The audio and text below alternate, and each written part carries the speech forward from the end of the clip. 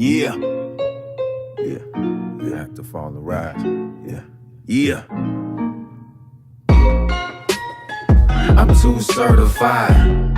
Yeah, yeah. I see all the lies. So low, don't make me call the guys. His name is Dead Silence, known around Indianapolis as a master of battle rap and a ferocious lyricist. He recently released his solo project, Fall and Rise. We sat down at Step Brothers Studios, the movie director and the lyricist, to talk to Dead Silence about his inspiration for this new project, what drives him, and what makes him focus. This is the Focus series. This is Ira Mallory.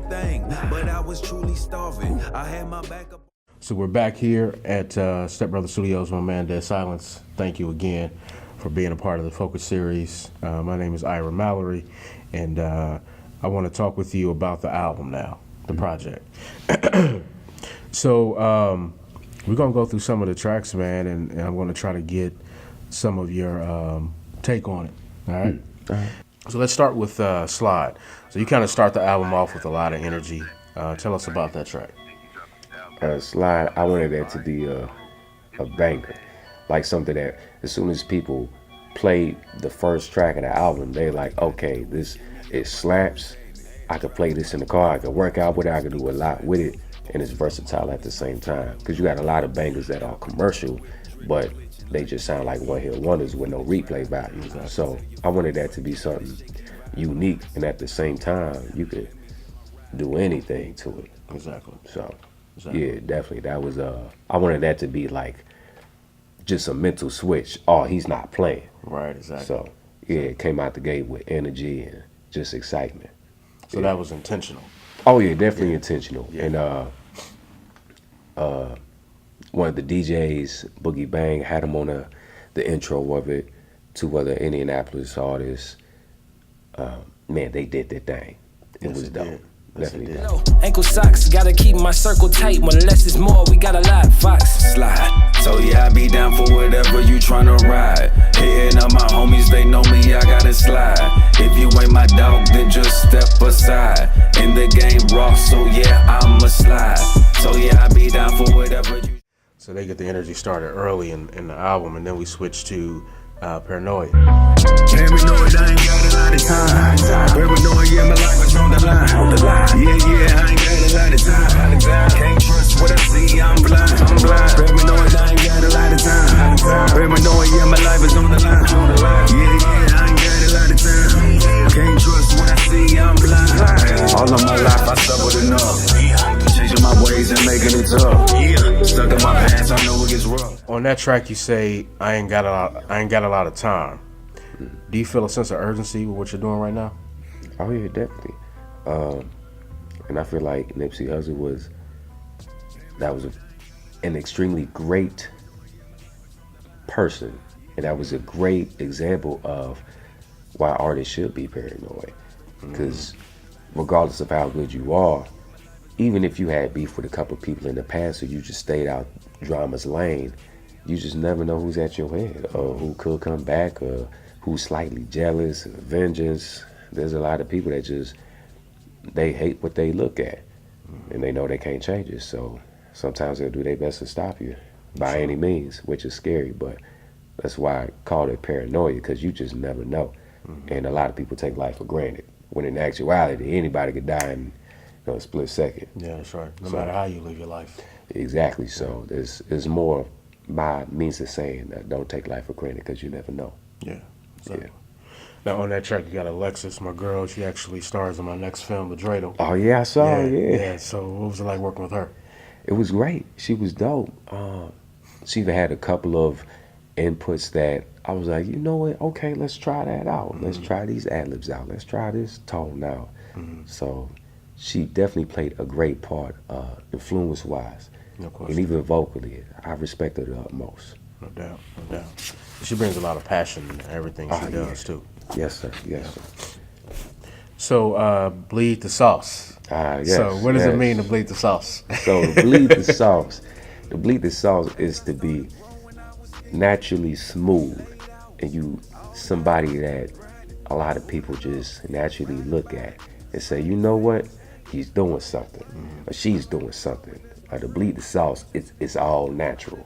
A lot of people, you can tell when they put on a facade or a certain mask, or, they try to be something that they not. But in my opinion, for somebody to bleed the sauce, it's just natural. It's like, I can easily look at you and be like, hey, he bleed the sauce. He's smooth and influential. That's all it really is. I was dead broke when I was dreaming. As I started growing, I was scheming. Late hours, all nighters, grinding, pulling up, riding by, sliding, stacking change. You let it rain. Talk about the line where you say, "Folks ride the wave, but never saw me struggle." Talk about that. Man, I would say that's a part of knowing what you sign up for as an artist. Of course, a lot of people not going to see and witness your points in life where you struggle the most, or you at your lowest points. And that applies to like everybody too. Everybody not going to witness your struggle, but a lot of people going to truly appreciate your life's value when it comes to you being the best influence of the people. That's right. So it's just a part of the game, to keep it real, but ain't no foul play or nothing. Just part of appreciation. Comes with it. Yeah. So the title track, Fall and Rise, I love that record. Give us a sense of what that means. I know we talked about it a little bit, but go a little bit deeper. And you mentioned on the track scrubbing toilets before being booked for shows. Yeah. Talk about that a little bit. So Fall and Rise was centered around lowest points to the high points, but that mainly goes with appreciation too. So I feel like a lot of people, when they reach high points, and for them to truly appreciate that, you have to go through lows. Just like 50 when he said that some days wouldn't be special if it wasn't for rain. Joy wouldn't feel so good if it wasn't for pain. It's just experiencing total opposites to appreciate the most. The scrubbing toilets, one of my first jobs, was working at a fast food spot. And I was thinking like, I might as well give up on the music. And, wanted to do it full time, but having that realistic perception and all that. And not realizing that you can't really predict where you are in life at that certain moment. It's just a figment of your imagination, and you gotta invest yourself, apply yourself to the fullest, and understand that you gotta go through a lot. So talk to that person right now, because it's hard to work, have a job 9 to 5, and be an artist. For sure. Talk about that struggle, and what kind of encouragement would you give that person right now who's trying to break out, but they gotta still feed themselves, feed their families, but they have artistic aspirations? I gotta say, if you have any type of job and you're creative, first off, the utmost respect to you. It's extremely hard. You have to be consistent. It's extremely tiresome. Entrepreneur with a job or just a full-time entrepreneur, you got to put in a lot of work on top of having a family, on top of making sure they eat, rent, bills, car notes. It's a lot. But if you really want it, you still got to sacrifice. On top of having kids, a partner, a wife, on top of having a house, apartments. It really is a test of faith. Yeah. And I feel like a lot of people, they take where they at for granted. You still got 24 hours in the day just like everybody else. And the main thing that motivates me is you got somebody in your same position that's further in life than you, because you chose not to invest yourself to the fullest consistently, unlike them. That's right. So it just depends on how you choose your time. And I think that, and that ties into, excuse me, the other record where you said, urgency. Yeah. My life is on the line. I ain't got a lot of time. Making use of your time. And then, we talked about Nipsey Hussle, and it's like, his, the thing that he'll be remembered for is the marathon. Exactly. And so that's something that I really connect to, because that's something I say to people all the time. Because when I was under John Singleton, he would say, I'm in this for life. You know what I mean? So he's like, you don't retire from directing. Exactly. You know what I mean? So it's like, even if you have a job and you're working, and the way you want things to be isn't in front of you now, the marathon continues. Exactly. Just never stop. Never stop. Exactly. And that's something that I pulled from what you said today. So thank you for encouraging all of us, with those words. I went from scrubbing toilets, now I'm getting booked for shows. I do this for my partners, rest in peace, my dead bros. All I know is bustin' moves and getting mine. Yeah. Getting straight into it, don't get out of line. Yeah. Ain't nobody stopping this wonderful grind. Yeah. So my homies really soon we finna shine. Yeah. Hustle machine. You say walking just like a king. What does it mean to walk like a king? Man, to walk like a king, you gotta have the confidence. Yeah. And that confidence gotta be natural. Each and every day when you wake up, confidence. Knowing that you about to go through something, confidence. Regardless of your highs and lows, confidence. Whether you broke or rich, confidence. Whether you wealthy or poor, confidence. That's right. You know that you gonna accomplish whatever goals that you have, and you know that you gotta suffer from trials and tribulations, and understand that sometimes pain is your greatest teacher. Yeah, that's right. You take it like a king and you accept it like a G. That's right. You do what you gotta do, keep moving. That's right.